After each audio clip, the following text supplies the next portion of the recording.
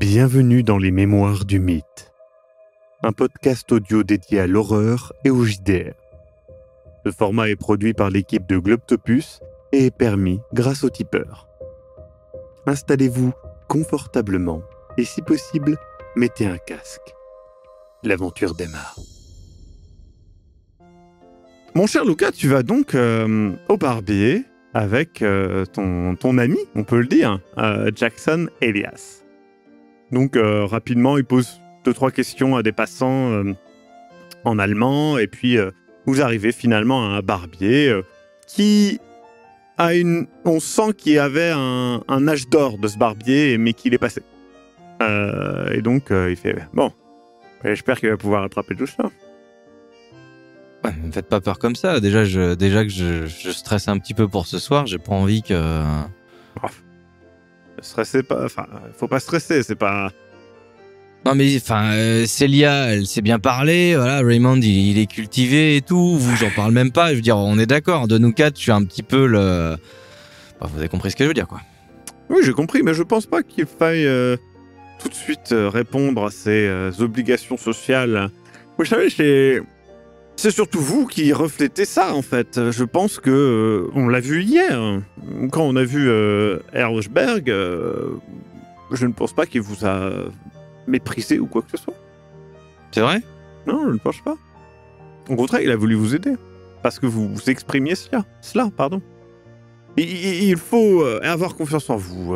Vous ne passez pas pour un... je ne sais quoi.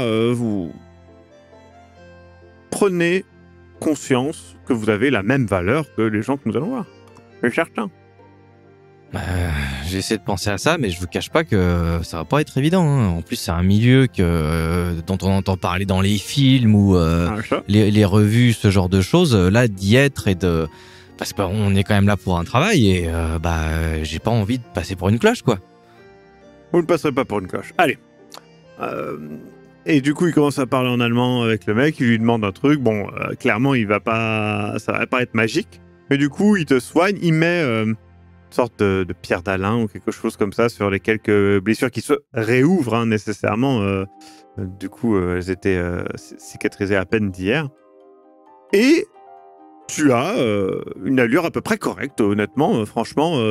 Il arrive même à un petit peu, il te refait un petit peu, tu vois, une coupe de cheveux un peu mieux et franchement, tu es ravi, tu as l'air parfaitement smart. Eh bien voilà. Je me mets devant un miroir, là, je me tape un petit peu... Ah, mais c'est vrai que c'est pas mal du tout, en fait, là. Bah ouais, c'est même... Franchement, je m'attendais pas à un résultat comme ça. Ouais, mais c'est pour ça, l'intérêt d'un barbier, c'est qu'il savait faire. Hein. Bah écoutez, franchement, je pense que je vais peut-être aller un peu plus souvent au barbier, parce que... Super. Je suis un peu plus... Ok. On y va, du coup ? Écoutez, on a encore un peu de temps. Si vous voulez, on peut aller prendre un café. Et il montre, il y a un café où il y a pas mal de gens dedans. Allez, Jackson, c'est moi qui paye. On y va. Avec plaisir. Et donc, tu vas dans ce café qui est un des fameux cafés de la ville. Un café assez célèbre où beaucoup de célébrités plus ou moins importantes se sont croisées. Et donc, tu vois diverses personnes lire. Tu vois des gens qui lisent le journal et tout. Et du coup, t'as Elias qui ziote un petit peu sur le côté un des journaux en mode intéressé, tu vois, par ce qu'il lit. Clairement, il lit par-dessus l'épaule de quelqu'un, tu vois. Et il ignore un peu ce que tu dis, tu vois qu'il est clairement concentré. Jackson. Oui, excusez-moi. Jackson. Non, désolé. Et qu'est-ce que vous lisiez ? Non, mais c'est un journal qui parle... il y aurait un profanateur de tombes qui sévit dans le coin. Ben, c'est intéressant. Un profanateur de tombes ? Oui, enfin, vous savez... C'est quoi ? C'est ceux qui volent les cadavres pour les bijoux, ce genre de choses ça, ou en même temps, vu l'époque... Mais il paraît que c'était quelque chose qui se faisait aussi pas mal pendant la guerre et tout, hein. Ouais, j'en doute pas, hein, mais bon, voilà, là, avec une pauvreté comme on l'a constaté, c'est pas étonnant que ça arrive, malheureusement. Bon. Allez, on va être en retard. Et du coup, vous partez jusqu'à l'hôtel. Célia, tu vas donc dans ta chambre à peine vous êtes rentré avec Raymond. Oui, je voudrais feuilleter le journal pour... Alors, je sais que je ne lis pas l'allemand, mais je veux voir s'il y a le nom de la maison d'enchères, par exemple, ou des annonces, des trucs comme ça, ou le nom d'un des invités. Par hasard, les noms propres, quoi, je cherche. Alors, tu cherches, et non, clairement, ce n'est pas indiqué ni l'un ni l'autre. Et l'histoire qu'il y a au début, avec la silhouette, etc., ça a l'air juste d'être un truc un peu... Je comprends vaguement quelque chose. Est-ce qu'il y a des noms de lieux ou des choses comme ça? Tu comprends que, au vu de l'image que tu vois maintenant bien, c'est vraiment une silhouette un peu fantomatique, un peu malfaisante, tu vois ce que je veux dire, qui a dans ses mains des bijoux, qui est dans un cimetière, et tu peux voir dans un coin qu'une des tombes semble avoir été dérangée. Donc, du pillage de tombes, c'est une image qui illustre une histoire de pillage de tombes, ce qui n'est pas étonnant s'il y a des gros problèmes de pauvreté. Tout à fait. Voilà, c'est tout ce que tu en tires. Puisque ça m'a coûté, je le range bien précieusement dans ma valise. Très bien. Donc tu redescends en bas. Ouais.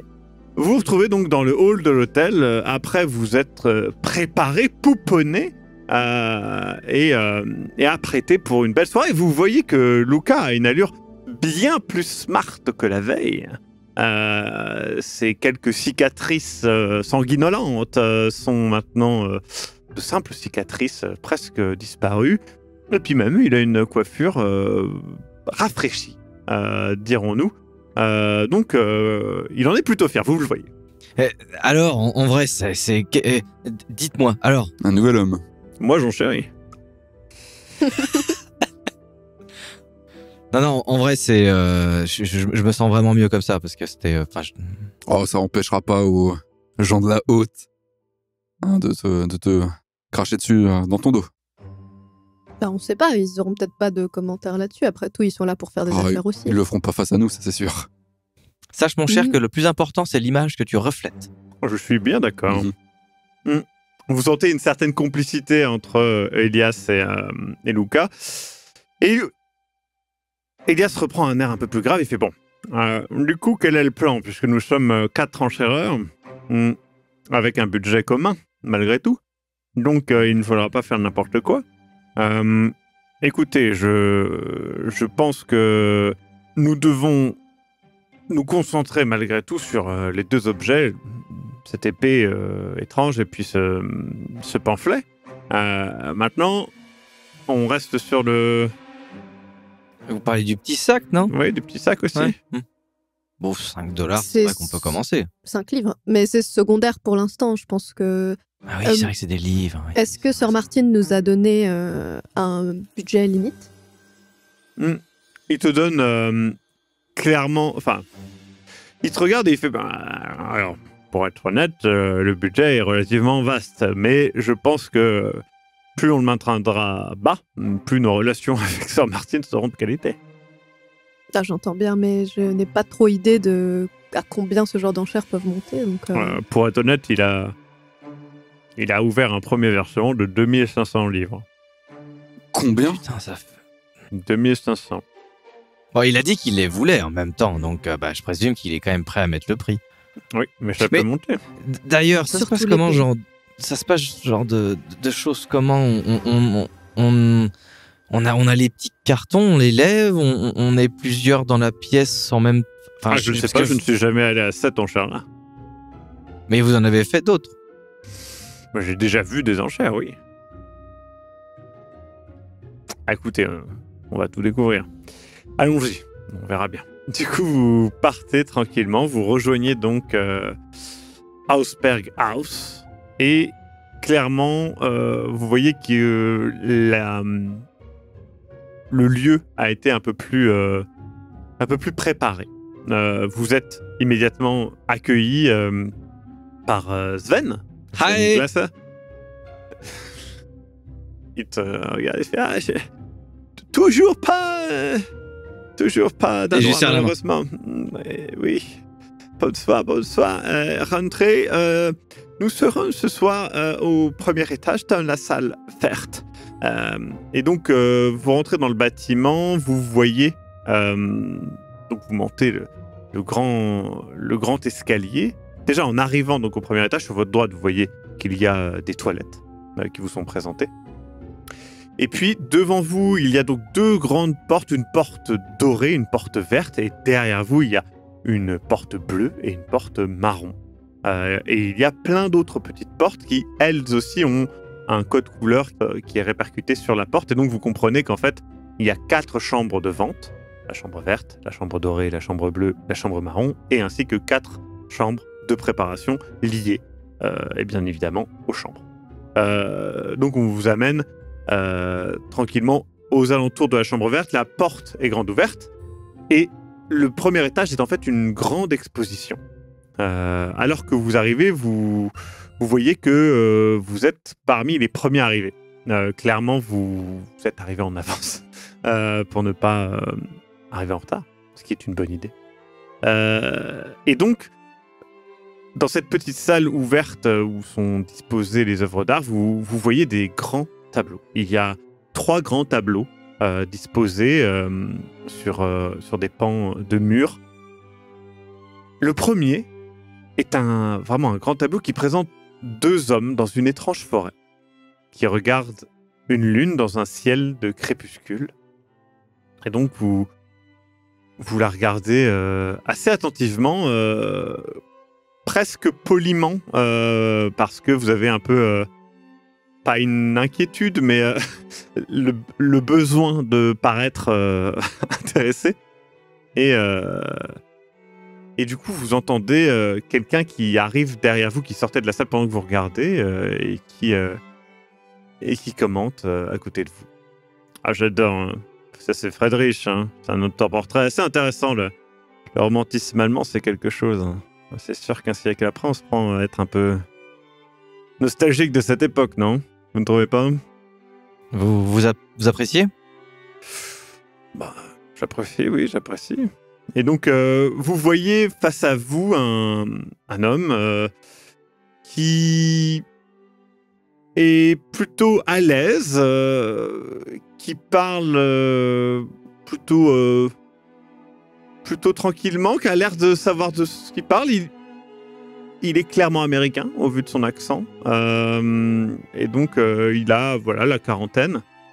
Et il vous regarde un petit peu l'espace d'un instant, puis il tend sa main et fait George Walker. Bonjour, monsieur Walker. Amateur d'art, donc. Tout à fait. Bonjour, monsieur. Bonjour. Luca Rizzi. Ah, très bien. Et à qui ai-je l'honneur? Célia Langdon. Jackson Elias. Raymond Lewis. Vous êtes donc un amateur de romantisme allemand? Pas que, je suis collectionneur privé, tout simplement. Je pense que l'Europe a effectivement beaucoup de secrets bien cachés et très intrigants, je pense. Que ce soit dans l'art ou autre chose. Vous êtes quand même plus intéressé par les autres choses, non? Oh non, pas forcément. Détrompez-vous. Ma collection est très variée. Et pour être honnête, je serais très intéressé pour acheter cette œuvre. Mais justement, je ne sais pas si ce tableau est disponible à la vente, mais je pense que vous êtes intrigué surtout peut-être par un ou plusieurs des objets ou des lots qui sont à vendre ce soir, des 12. Ou peut-être les 12. Ah Vous essayez de me tirer le verre du nez. Ah, écoutez, c'est un petit peu de bonne guerre de jauger un petit peu la concurrence et... C'est un jeu cordial. Tout à fait. Et vous, dites-moi, vous êtes dans un pot commun ou vous êtes simplement amis? Vous avez l'air de vous connaître. Je suis désolé, ça transparaît un petit peu. Oui, c'est exact. Nous nous connaissons. Oui, Très bien.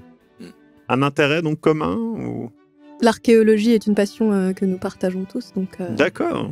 Un voyage que nous avons entrepris ensemble. Et c'est vrai que nous sommes plus amateurs d'archéologie que de peinture, mais j'avoue qu'il y a quelque chose de...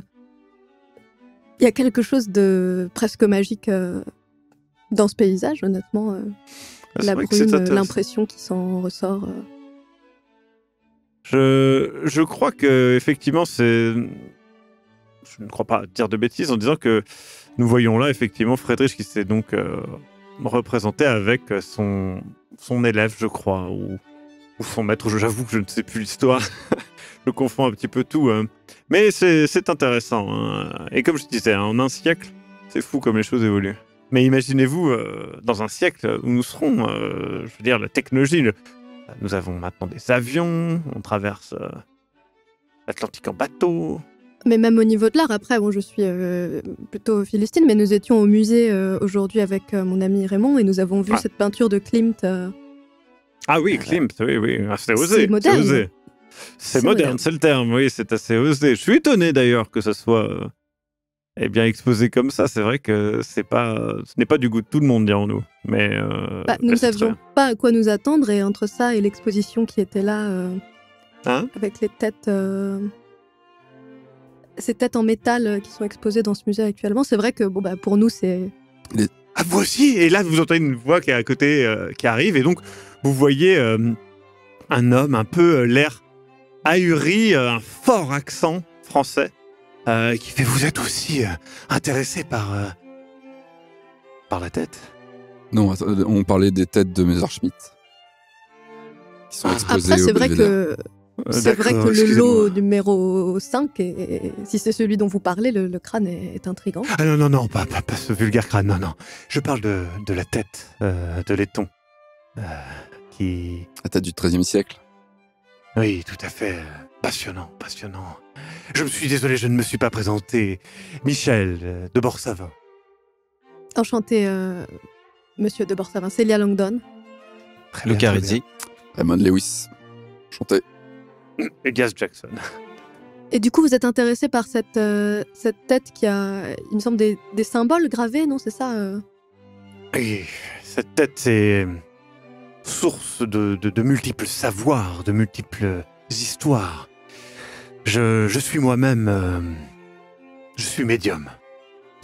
Et je peux vous dire que cette tête recèle de nombreux mystères, de nombreux secrets, et je serais ravi de pouvoir les percer à jour. Et vous pouvez dire que si jamais vous allez la remporter, cette tête, si vous êtes médium. Tu vois qu'il y a un mépris clairement affiché immédiatement. Je pense, Raymond, que c'est pas exactement comme ça que ça marche, monsieur. Oui, c'est pas la météo non plus. Si j'ai bien compris, monsieur Walker aussi a l'air très intéressé par cette tête. Donc, il va y avoir de la concurrence.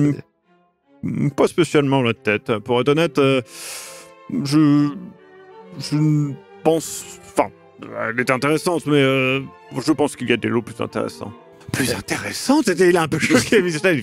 Je suis désolé, mais je me dois d'intervenir. Je sais que vous, les Américains, vous êtes toujours sur vos grands chevaux par rapport au moderne, mais là, nous parlons cela va au-delà de la pièce intéressante. Nous parlons d'une source de savoir, d'une source de pouvoir. Mais vous savez quelque chose, monsieur de Borsavin, du coup, sur ces symboles qui sont sur la tête, sur son usage? Parce que j'avoue que je ne peux pas tout dire, je ne peux pas tout révéler, bien évidemment, mais... Oh, un petit aperçu, peut-être... J'avoue que ça m'intrigue beaucoup également. C'est très différent des têtes qu'on a vues au musée aujourd'hui. Mais je ne sais pas ce que vous avez vu dans ce musée, mais... des choses modernes, rien... D'accord, je pense que l'art est un domaine très intéressant, j'en suis certain, mais qui m'intéresse pas finalement assez peu, Nous, Français, nous vivons l'art, finalement, quotidiennement, dans notre nourriture, dans nos paysages, notre culture est le summum de l'art, finalement.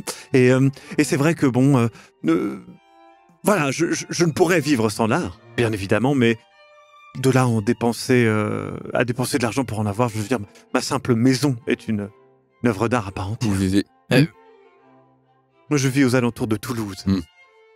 Je connais pas. Évidemment. Monsieur de Borsavin, vous parlez d'art et vous avez dit vous êtes médium. Oui.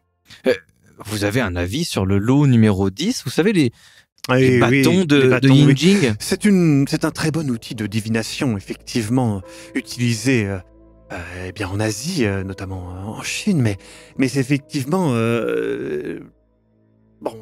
je pardonnerai déjà votre prononciation, mais pour être honnête, cet outil de divination n'est pas est limité par l'utilisateur, tout simplement, comme un tarot peut l'être, comme autre outil de divination, le marc de café ou ces choses-là. Vous parlez d'espèce de... Ou les murmurations. Le potentiel. Voilà, c'est simplement un outil. Si vous donnez un violon, eh bien voilà, un maître violoncelliste, il va vous enchanter. Si vous le donnez à n'importe qui, à un badaud dans la rue, il ne saura pas l'utiliser, bien évidemment. Mais par contre, si vous le donnez à un autre musicien, il pourra savoir peut-être l'utiliser tout de même.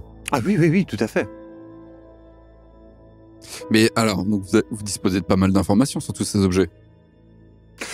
Eh bien, ce sont des informations qui sont effectivement parfaitement cherchables et trouvables, bien évidemment. Je pense que... Qu'est-ce que vous dites de faire un échange d'informations? Vous nous en dites plus au niveau de la tête. Et qu'est-ce que vous avez comme information?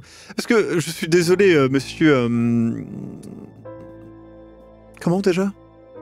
C'est pas important. C'est pour m'adresser à vous, tout simplement. Je sens un mépris certain de votre personne envers la mienne, et j'avoue être peu à même... C'est dommage pour un médium de pas ressentir ça. Non, il n'y a pas de mal, vous inquiétez pas. C'est juste mon attitude d'Américain. Vous savez, on est...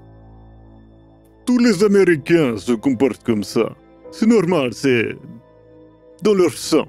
Et il y a justement un mec derrière, assez grand et plutôt balèze, qui vous regarde et qui a une barbe, clairement, avec une petite cicatrice visible dans la barbe. Et...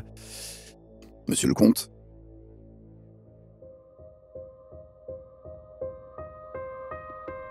Vous venez d'écouter Les Mémoires du Mythe. Écoutez nos épisodes sur www.globipodcast.fr. Retrouvez la liste complète des épisodes en description. Le rythme de publication est d'un épisode chaque mardi et chaque samedi. Les joueurs et joueuses sont CC Trouille, Eric Da Silva et Sir Mascox. Je suis, moi, le maître du jeu, Maxime Robinet, et l'audio est monté par Ez. Les musiques utilisées viennent du site Epidemic Sound. Soutenez-nous et obtenez les épisodes un mois en avance sur tipeee.com/sombre-machination. À très bientôt.